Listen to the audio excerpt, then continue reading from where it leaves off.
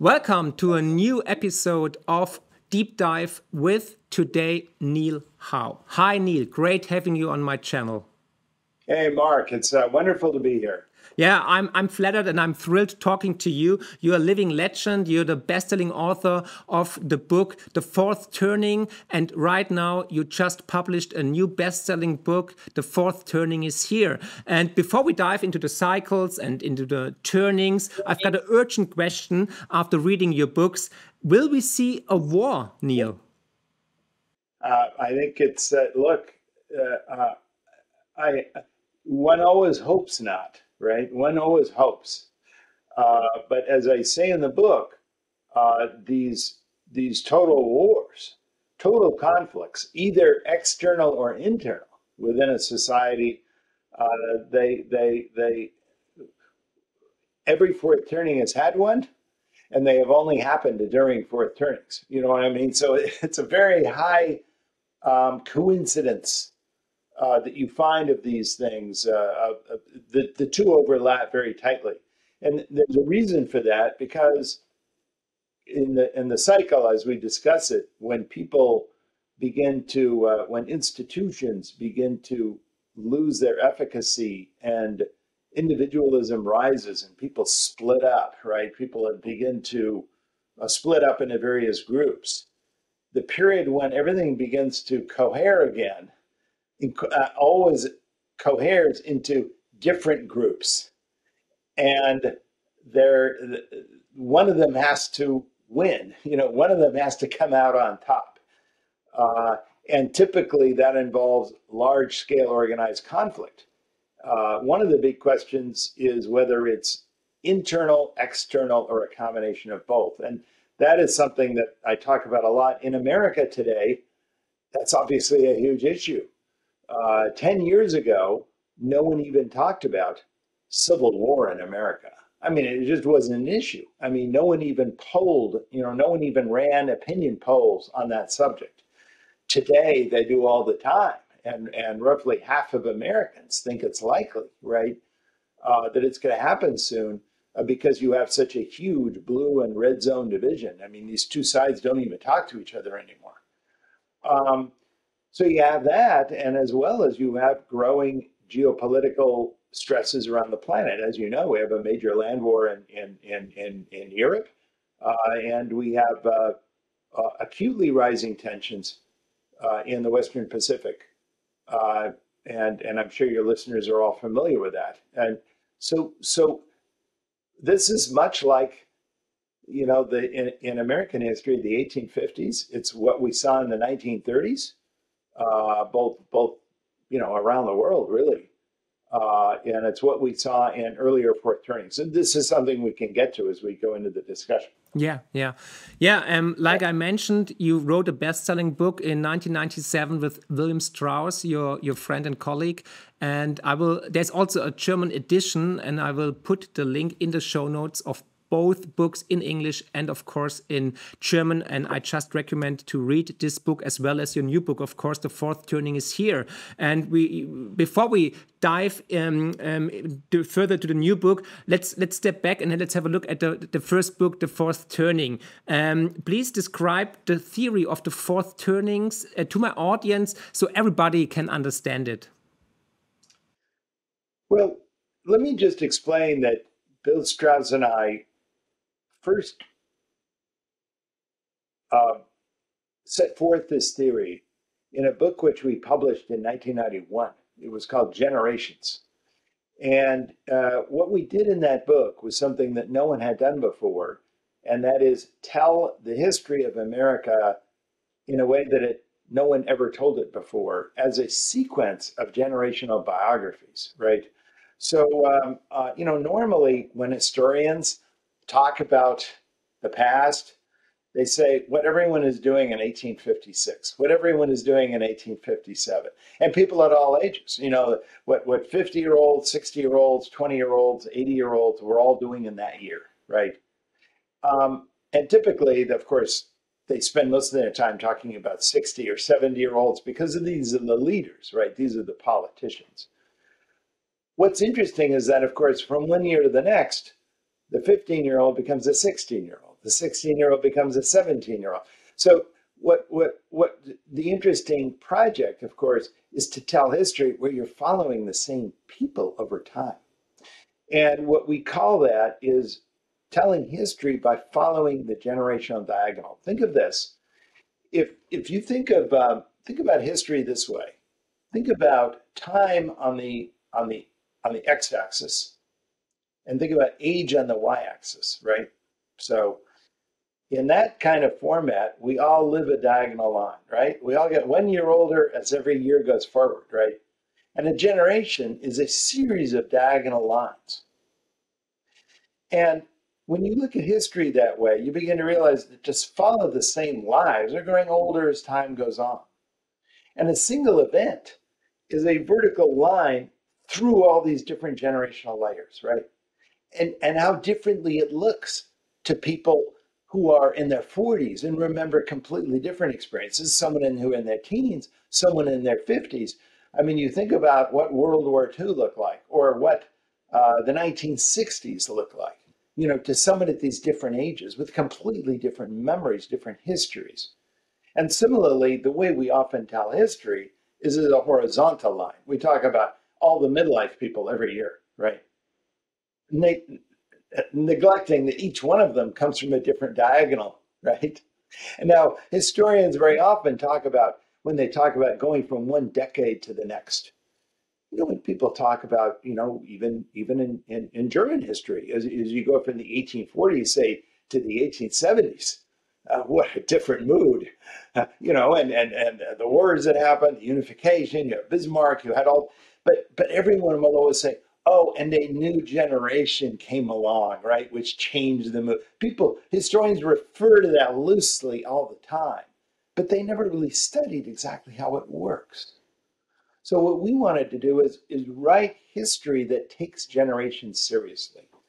When we wrote Generations, we talked about, we started with the first New World immigrants. This was the almost entirely English Puritan generation that came to New England in the 1630s. And we went forward generation by generation. And the 13th generation at that time, we just called them 13ers.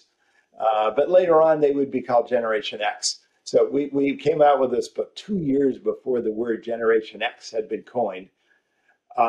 And the final generation, whose first members were born around 1982, they were still children, but their first high school class would graduate in the year 2000. So we called them Millennial Generation. So if you want to know where the word Millennial Generation comes from, it comes from our book. I mean, that came from 1991 when we coined the term millennials. And it's kind of stuck, ever since. That term stuck around. Now, one thing we notice that not only are generations very different, but even historically, they're aware of their differences, and generations common patterns.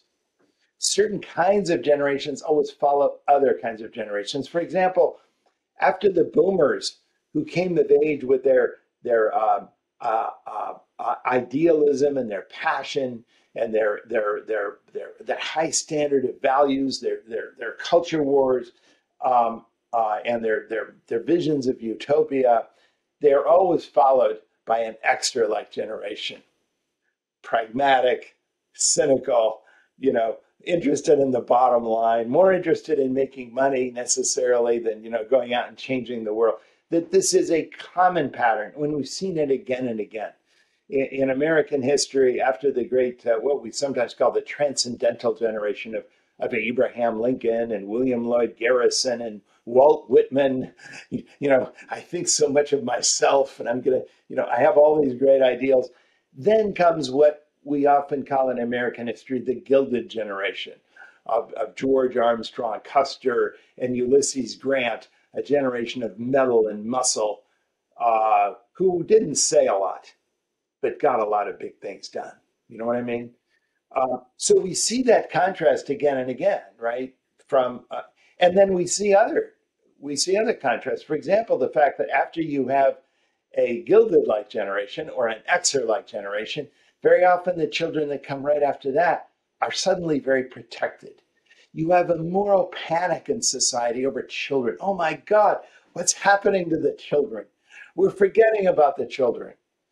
And so suddenly you have this idea that children should be protected, that they should be sheltered, that their life should be structured, and that they're special, and all of this stuff that we associate today with the millennial generation early in life as they've grown up. And typically, these generations have much more of a community orientation. They think they're special collectively, and they're much more interested in working together as a big group, less interested in competing with each other. Like Xers, Xers are Xers love competition. To Generation X, the world is just winners and losers. It's about competition. But these patterns have happened again and again, and we finally thought, as we got to the end of this book, that these differences, repeating, recurring differences in generational archetypes, are related to patterns in American history itself. Patterns which have often been noticed by historians, but have been left unexplained. For example, why are the great periods of civic upheaval and reconstruction in American history, the times of wars, revolutions, revolts, when we truly tear down and reconstruct public institutions, the outer world, of the economy, politics, infrastructure. Why do these occur about once every long human life?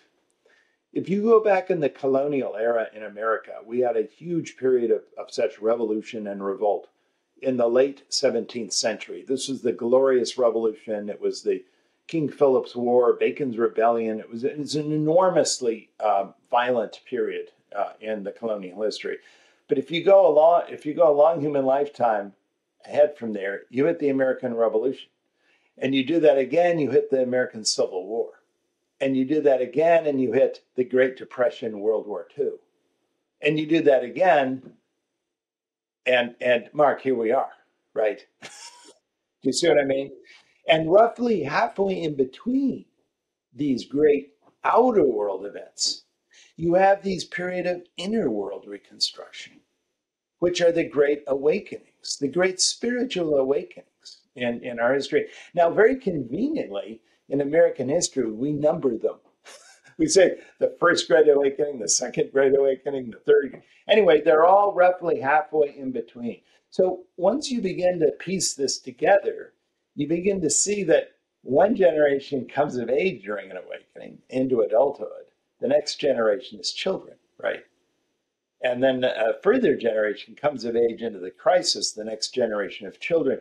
And you can see how generations are shaped by history, and then 30, 40, 45 years later, as parents and elder leaders, then shape history. So there's a closed cycle here, right?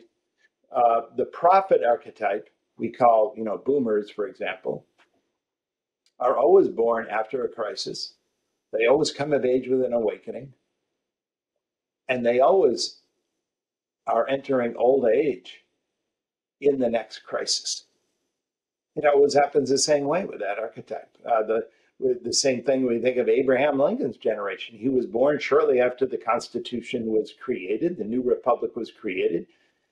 He came of age during the famous Second Great Awakening, which is a time of feminism, utopian communes, poetry. I mean, it was this ecstatic awakening event in the 1630s. And then, of course, that generation, as leaders in midlife and in old age, led the country into the Civil War. So we've seen this pattern again and again, and I think looking at the pattern of history in generations, we look first at the pattern of generations, but in the fourth turning, we flipped it around and looked first at the pattern of history, explained it by generation. So The Fourth Turning was the first book we did, which actually looked at this rhythm of generations. At that time, of course, everything looked great in the world. This is 1997. And I think that the leitmotif of that decade was Francis Fukuyama's famous essay, The End of History, which was it was his meditation on Kojève, who was interpreting Hegel, who was, talking about the end of history. I mean, individualism had triumphed, capitalism was everywhere, governments would wither away, all the great struggles in history were finished. And we would just be this world of self-actualizing individuals with no government, no community, and that would be it, right? I mean, that would be the end of history. We said, yeah, that's going on today. But at that time, we were in what we called a third turning, not yet the fourth turning, right? And we were in the fall season, not yet the winter season. And this was a time of great individualism. The third turnings always are, flourishing libertarianism, but this is how history moves. We knew where we had to go, right? And so we predicted that sometime in the 2000 to 2010 decade, this new fourth turning would start. And in fact, I think it did start in 2008 with the global financial crisis, the GFC, which is exactly analogous to 1929 and the Great Crash. And I would say that many of the trends we've seen over the last decade or so are very similar to what we saw in the 1930s. The rising generation is giving up on democracy. It is doing that particularly in high-income countries all over the world. And much like, in the 1930s, people also gave up on democracy. It was either, there were two choices, communism or fascism. That was kind of it. Liberal democracy, it made no sense anymore. And you saw governments around the world succumbing to these new authoritarian trends. Well, you see the same thing today. According to Freedom House or VDAM, the share of the world that was living in democratic or liberal governments peaked in 2007 and has been declining ever since. We see it we see it in Southern Europe, we see it in Latin America, we see it in Southern Asia. I mean, East Asia. You look at India, Burma, China, Philippines. I mean, you just go from country. You see these trends everywhere, and Americans say, well, it's all about Trump.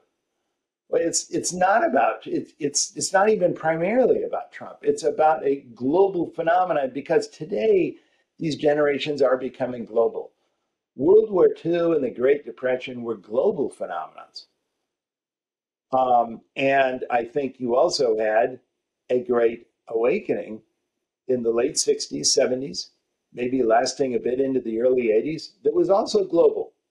It wasn't just in Berkeley, California, or Columbia University. It was in Paris. It was in Prague. It was in Berlin. It was in Tokyo.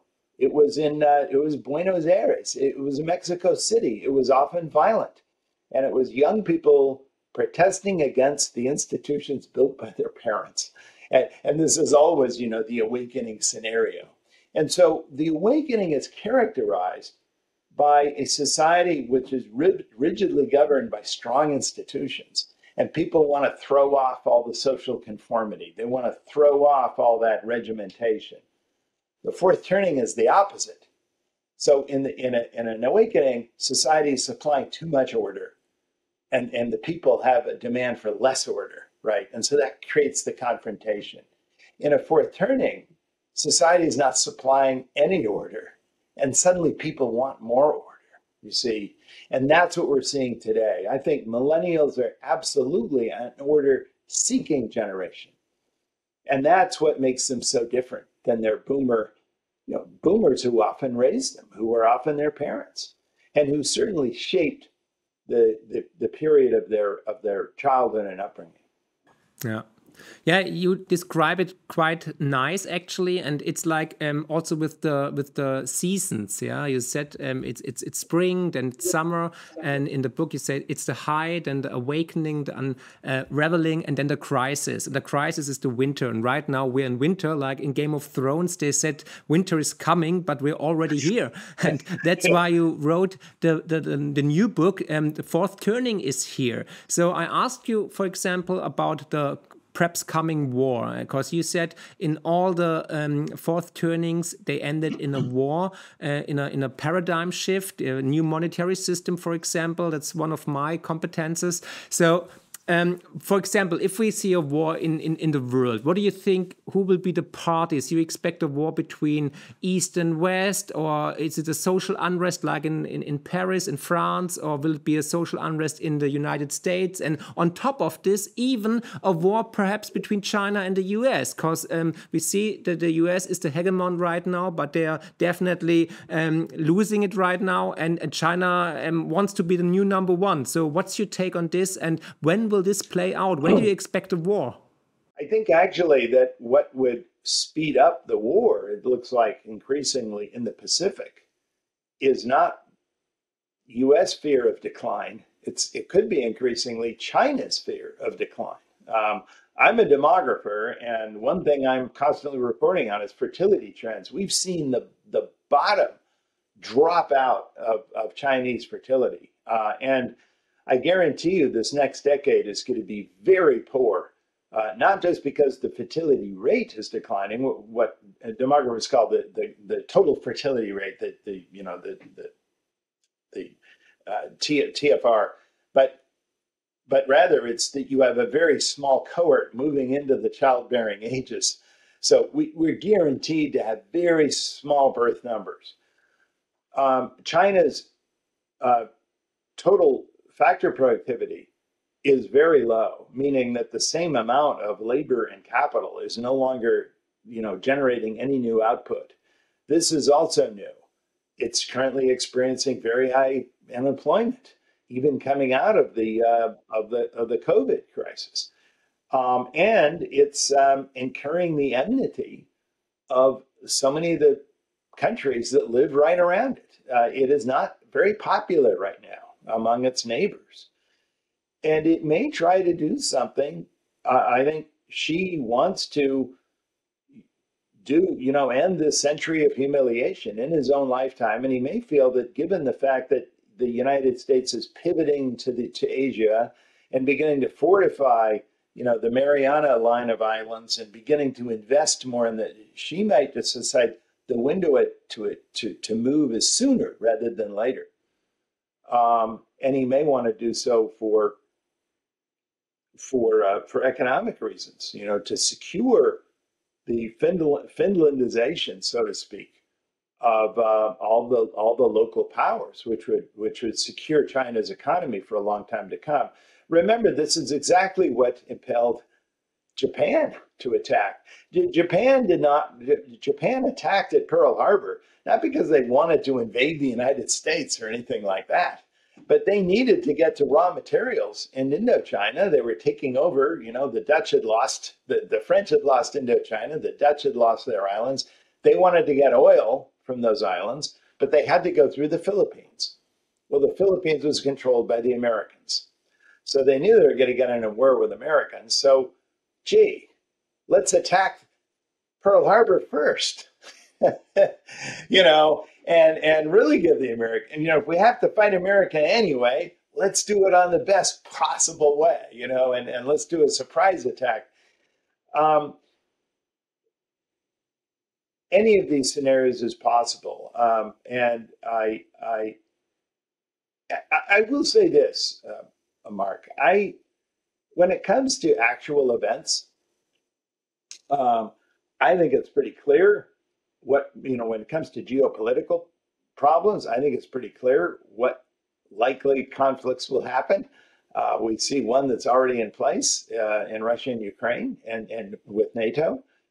I think that's pretty obvious. And also, I don't claim to know events better than anyone else, right? I mean, what I focus on is not so much the waves, but the tides. I'd sort of say, how typically do we come out of this era? I'm not talking about a generation-long era, which won't end until the early 2030s. And I'm saying, this is how it usually happens. You can fill in the events. You know what I mean? You can put the dots together as well as I can. Um, and so that's how I look at it. I do know that this new world, when you look at where we are, where we were in late 90s or early 2000s to where we're going by the mid 2030s, it's going to be very similar to the transition in the social mood that we had from the late 1920s to the early 1950s. I mean, think of that. I mean, think how dramatic that was, and the role of government, the role that great powers were playing, and sort of an integrated cooperation and sort of running the world. Think about how the role of individualism changed. I mean, we were a much more community-oriented society by the late 40s, early 50s, either in triumph or defeat, than we were in the late 20s, which is in most cultures a byword for sort of out of control individualism. Sort of the Weimar in Germany. It was the Roaring 20s in America. It was that kind of decade, right? It was the decade in America of the coming of age of the lost generation of rum runners and barnstormers and risk takers and entrepreneurs. It was a very poor decade for any kind of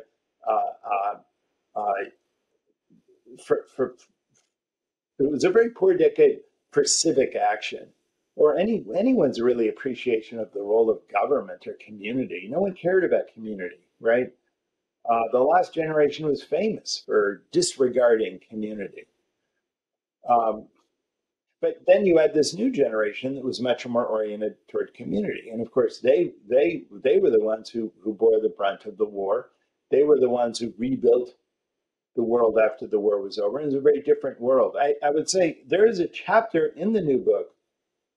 Obviously, I talk a lot about the history of previous fourth turnings, and I take people through the stages. I think that's kind of interesting, right? The stages, how does a fourth turning start? What's the catalyst? What's the regeneracy of sort of public authority and the sense of community?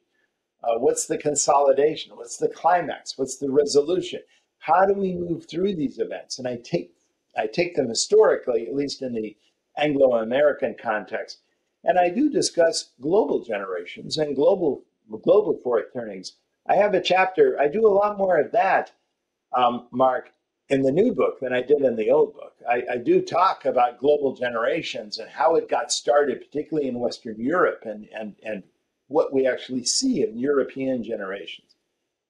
But I also have a chapter that's, I think, chapter 8 of the book, where I talk about fourth turning as a social transformative process. And I say basically the master trend is from individualism to community. Right? I mean, that's from the beginning to the end. But along with that, there's a variety of other trends. One is from privilege to equality. Income and wealth equality always rises, right?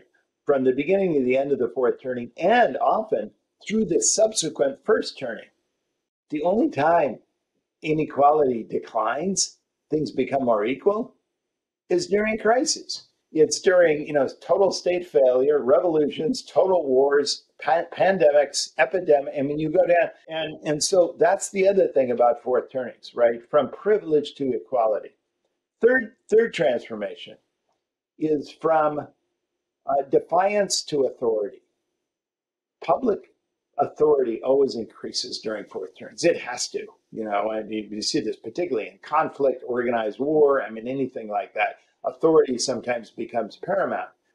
By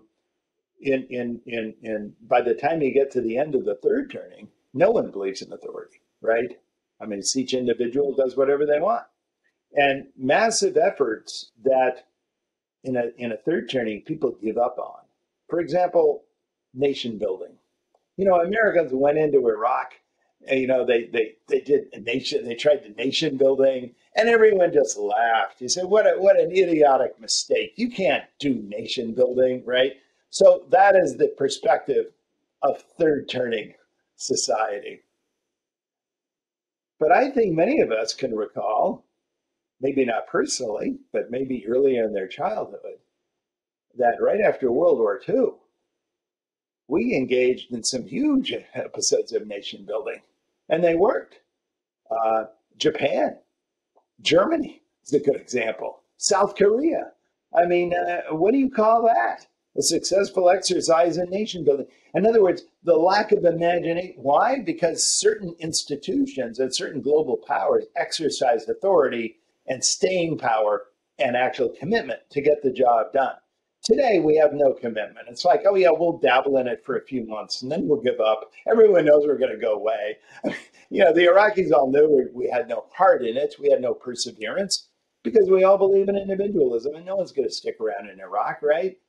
But this is how this changes, you see, from defiance to authority. Authority suddenly matters. Now, what's the third trend? From deferral to permanence. One thing we do today in dealing with social problems, we just defer them. We just borrow, our kids will pay it back, or whatever it is. We do monetary stimulus. No one wants to actually spend a lot of effort solving a problem. And this is a problem, I think, both on the right and the left. I mean, the left talks about, intentional altruism. We talk about solving climate change, enormous investments. But of course, no one's really interested in that. I mean, no one's really interested in investing in the future. I mean, do you want to incur some pain for some civic institution that you don't have any trust in? No, probably not. So what happens is that suddenly at the end of fourth turnings, we start investing massively in the future. This is when we start building huge infrastructure. We start doing huge public efforts that only bear fruit decades later. This is when we write new constitutions. It's when we completely redo, our public policy.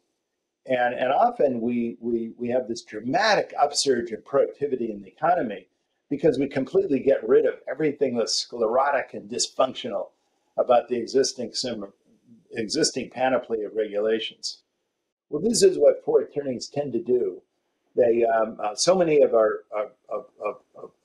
the sectors in our economy that are monopolized, not truly competitive anymore, that are completely ungrown. And by the way, this is part and parcel of inequality, right? Because typically all this monopolization also leads to inequality.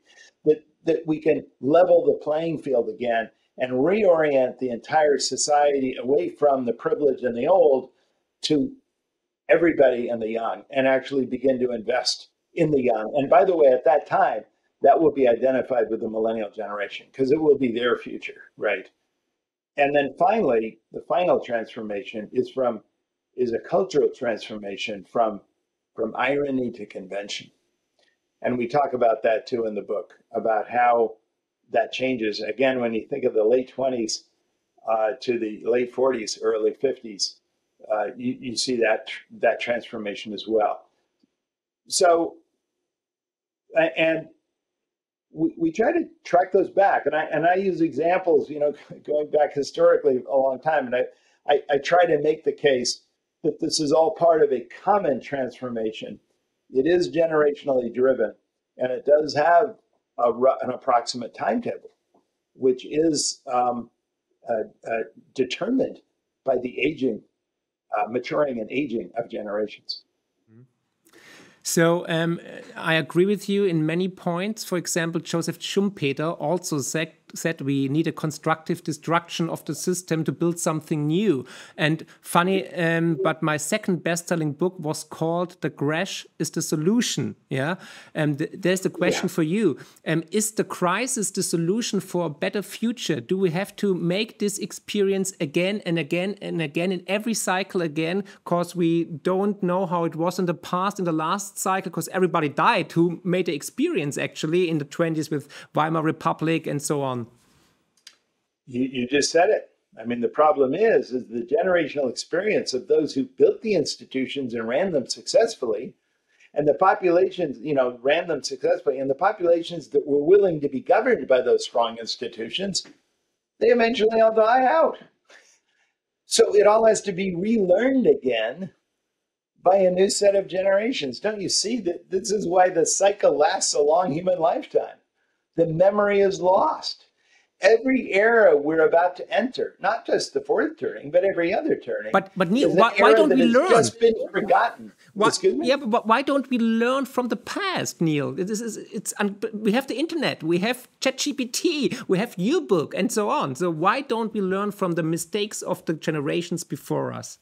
Okay, the stuff you learn on the internet or even reading a book is all relegated to the frontal cerebral cortex, a tiny thin layer on the top of your brain. It doesn't affect the rest of your brain. If you want something to really affect the rest of your brain and your entire habits of living, you need to experience it personally. You need to be there. You need to have that. You need to be shaken up, literally, right? Because those who went through the last fourth turning were transformed. They didn't just read about it, they lived through it.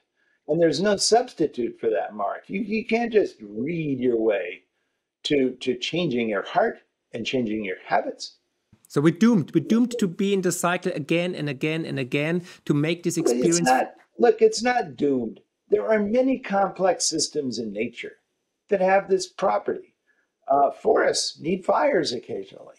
In fact, the sequoias will not germinate unless there's fires actually to heat up the pine cones so that they actually germinate. Rivers need floods occasionally to clear them out. Societies occasionally need these eras of creative destruction to allow their institutions to rejuvenate, to become young again. Right now, we're dealing with old. When I say sclerotic, I mean antediluvian. I mean old. I mean, I mean no longer functional, filled with senescent cells. Yeah, and right? look at Germany. We have so many problems, self-created. We have the dumbest energy policy in the world, and I think we need actually this crisis to get a new system launched. And that's also the question: where are we in the fourth turning in the winter? Where are we right now? Because it feels like we're coming closer and closer to the climax, and then I hope it gets better. So perhaps you can elaborate. Where are we in the fourth turning right now? But the great thing, here's the thing to remember. Anyone who says, well, this just sounds too gloomy for me, this just sounds too painful for me, just remember this. Go out and think about where this world is going to be in an indefinite continuation of current trends. I mean, think how bad that's going to be, right? I can't think of anything worse. In fact, even when it comes to nuclear war, we're just going to have mistakes eventually because no one's going to be in control of nuclear proliferation or all the other horrible things. We're going to have artificial viruses. We're going to have little nanobots that are going to run around. If we don't have occasionally a period where we have one authority coming in and actually being able to regulate, I make that point late in the book. I say a fourth turning may be short-term dangerous, but long-term safe. Because eventually then we will have some global authority actually in place, as we did after World War II. Remember what we did after World War II. We had the United Nations, we had the IMF, we had the OECD, we had the World Bank, we had all of these institutions which kind of organized the world for a while. Think what the 50s and 60s would have been if it just been a continuation of the 30s. You know what I mean? So we should look forward to this. It is a rite of passage. It's painful, and it could be dangerous, and it's very important how we navigate it. But at the other side of it, we have the promise of a new golden age. And golden ages, by the way, always follow these periods of crisis. The very first golden age that we know about in history that was widely heralded was, of course, Octavian Augustus, after the period of horrible civil wars in the late Roman Republic. And that was celebrated as the Great Golden Age. And I think ever since, we've been celebrating this, after the great struggle, we can actually then build something. But it is a pattern. It's not permanent, although Caesar Augustus liked to think so. And many of the later emperors constantly said, well, I'll start a new golden age. Everyone wants to think they're starting a new one. But of course, again, generational lessons are forgotten and they have to be relearned. I do think that the biggest promise is for us to give birth to new institutions and allow younger generations to again build a new future. The World War II generation coming out of that event, which was a horrible event. I mean, I make an estimate, from that entire era around the world, how many people were killed. I mean, it's probably in the order of 100 million. It was horrendous. And I just said the younger generation could build a better world after that. And we are all beneficiaries of what they built, right? Even today, we are beneficiaries of what to build. But we have to realize the time will come when we too will have to let the next generation build something new, right? So this is part of something that's ultimately constructive. I'm a huge optimist, both for America and the world. I don't see this as bad. I see this as bringing something to a necessary conclusion so something else can begin.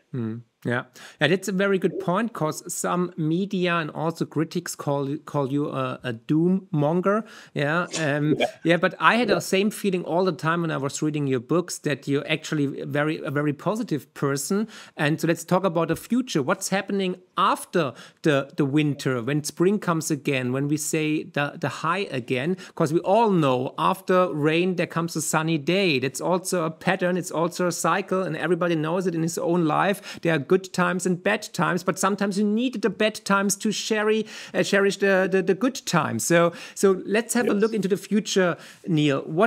You already talked about the golden era. So what's your plan? When will this start actually? Will it be 2028 or 2035? I think this era will come, the one we're in, the fourth turning, will come to an end probably in the early 2030s. And then after then, the first turning will start. I think the first turning, it will start cautiously. First turnings usually do. And people will have a strong sense of authority, obviously coming out of a great crisis like that, a strong sense, almost a paranoia about, the other, the enemy. I mean, they're still going to be in this mindset. But I think gradually it will lighten up, right? Confidence will rise, optimism will gradually rise. It will be longer days and shorter nights, just like the spring. You know what I mean? It'll be this trend toward a loosening, an uplifting, and things will just seem better by the end of the high. Look, a lot depends on whether the fourth turning ends well or badly, and it could end badly. The Anglo-American fourth turnings have ended pretty well, but we know of a lot of examples around the world where fourth turnings have not ended well, and so I take that very seriously. It could not end well. I sketch out that, what would happen in that case. I hope, obviously, we all hope it ends well for each of our national communities and for the world. And then I even talk a little bit about the awakening, which will come probably sometime in the middle of the 21st century, right? And that will be fascinating because it will be millennials entering elderhood who will be the target of the next awakening. So their penchant for community, their penchant for thinking objectively, not subjectively. They're seeking order, which they finally will find embodied, in these huge crystal palaces that they will have built by the year 2050 will come under attack from their own kids. And we can foresee this. I actually look at millennials and I see they're kind of top down thinking. You know what I mean? That they're you say perfectionismus, in German, but that sense of optimizing all the time. Like they've got a little algorithm going. They're trying to optimize. How they set up the system. That very way of thinking, I just see that. I actually see that in the generation that raised mine. You know what I mean? I see that in the last generation. That was the instinct of the Great Society generation. It was the instinct of the last great collectivist hero generation we saw in history. They're going to be very big builders. They're going to have huge projects ultimately when they finally become leaders, in midlife and on into elderhood. They will be trying to do big things with the world, and their kids will go in another direction. Course, like always, the same game. Yeah. So how can the viewer prepare himself for the upcoming climax in the fourth turning and the awakening, and for the future in general? Do you have any advice for the viewers, for the audience? One thing that becomes very important, it's already becoming important, is community and family life. We've become very used to, I think in the third turning, institutional benefits, institutional privileges. The Gen X idea of success was being able to go anywhere in the world, and plug in your computer, and you get some contract that will give you money from somewhere, and then when you retire, you'll get some guaranteed benefit from somewhere, and it was all very anonymous. It didn't really involve any real community at all, right? I think that what always comes back in fourth turnings is real community. People often ask me, what do you do for long-term care benefit? We actually have something in America where you can buy a long-term care benefit. In other words, if you become frail and you need nursing care, who's going to pay for it? And I tell people there's only one long-term care benefit that's really available to us, and that's your family. Yeah, let's face it. Nothing is gonna duplicate that, and nothing will be there when the chips are down. When the fourth turning climax arrives, public sector will not have time to pay you your benefits. You know what I mean? I mean, all that stuff will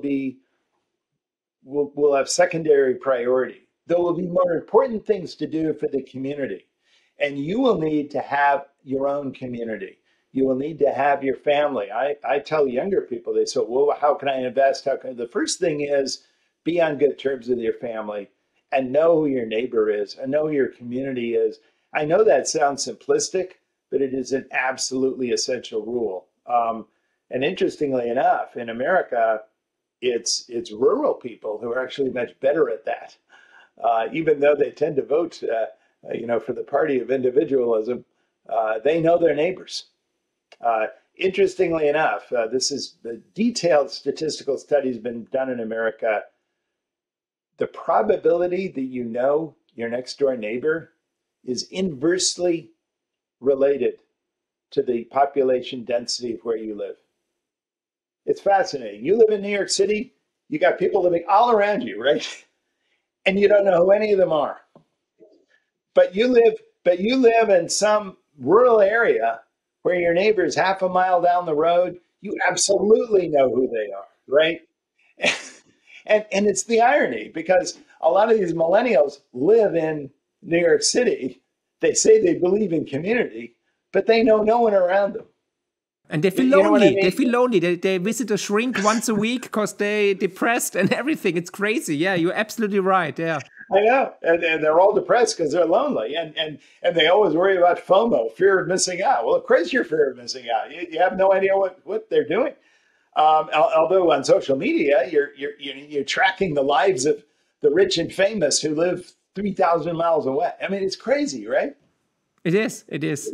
So is this? That's the first thing. I think the second thing. But is this also a recommendation, Neil, to move out of cities, move to the countryside, and grow your own herbs, know the neighbors, and found a family? Actually, yeah, found a family. Get babies. Yeah, have babies. Well, this is the other thing I think the first turning we're going to have, and that is what I call, and you know, I'm using ecologically correct language here, but what I call a sustainable welfare state. A sustainable welfare state is one that's actually rewarding the raising of children as much as it is the supporting of the elderly. So I think that one thing that we're going to see in the next fourth turning is a reorientation of the whole welfare benefit system toward young people, toward people raising kids. Right now, if you don't have kids, you're a free rider, because almost all the high-income countries, retirement is financed by a pay-as-you-go transfer system from working people to old people. But the cost of raising a new taxpayer is borne completely privately, right? Well, that's absurd.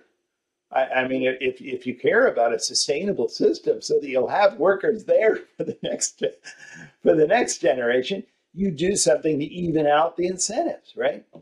So incredibly, I think that will be one huge discovery. By the way, we did that to some extent after World War II. And it was very interesting is that most of the countries around the world, particularly France, now I know this is a painful subject to bring up for Germans, but France, one of its biggest fears is that, you know, the Bosch, you know, the Germans, they're always multiplying faster than the French were. The French had the first decline in fertility, actually early in the 19th century. And Germans had a much higher reproduction rate. And so the French were always fearful. And, you know, they keep gotten beaten in wars. And every time they said, we're not going to let this happen again. Well, after World War II, France did institute, finally, a very extensive system of pronatal benefits. In fact, France is one of the very few countries where you get a greater benefit for the second child than the first, and an even bigger benefit the third child than the second. And as a result, France has one of the highest, even to this day, highest fertility rate of the countries in Western Europe. But it shows you that many countries instituted doctrines of living wage and wide child benefits in the wake of World War II, because interestingly, one of the fears is that the world was depopulating and the world would not have enough workers.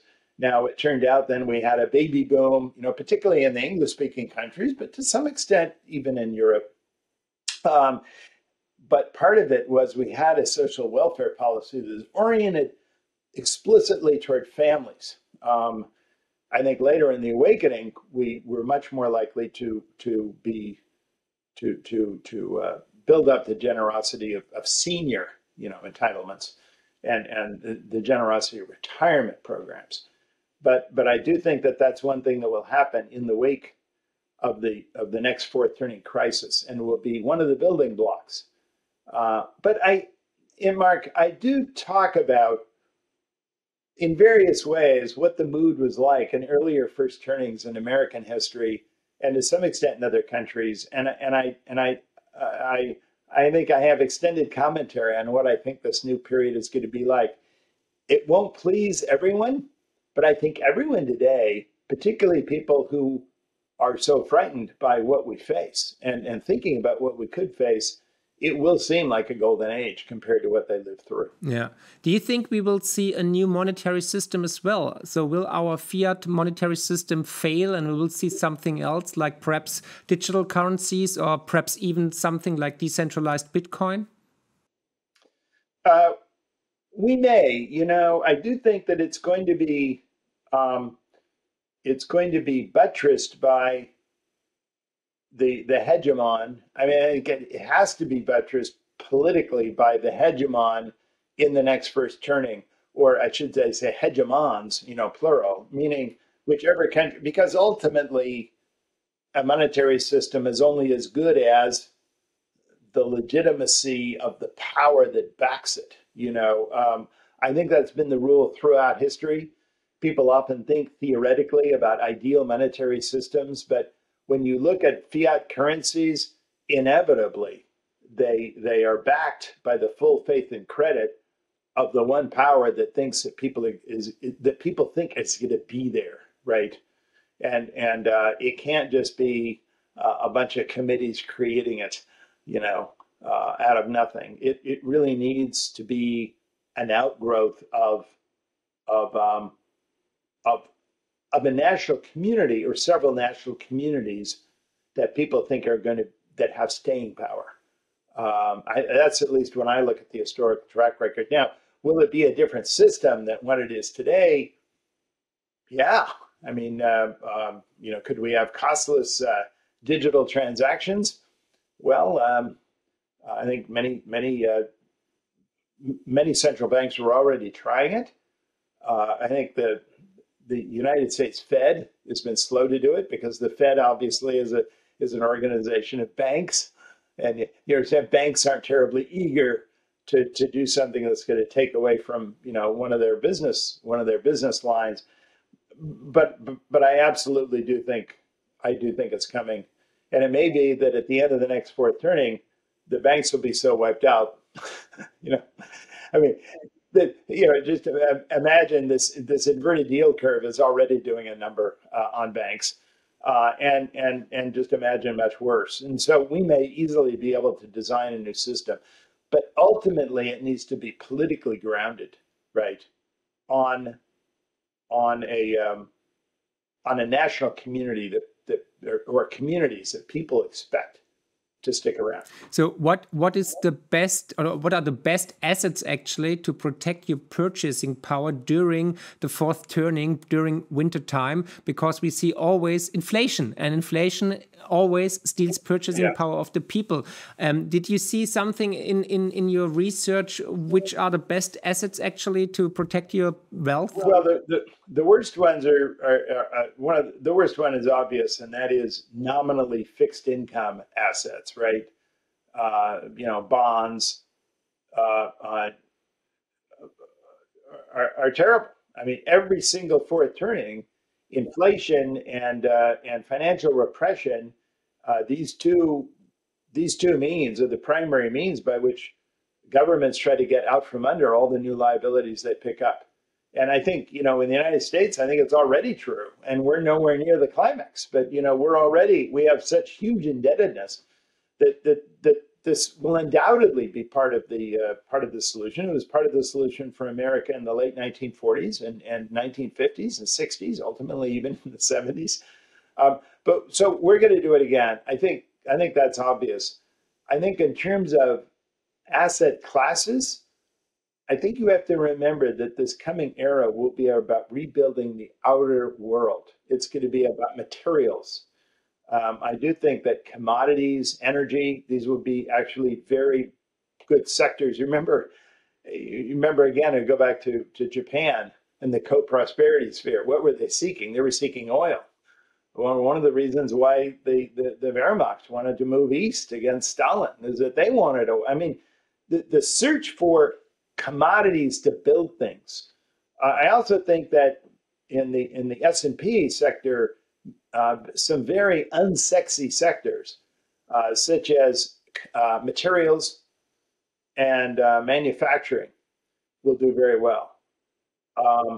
And we already know defense is doing well. I mean, the entire world now is already arming.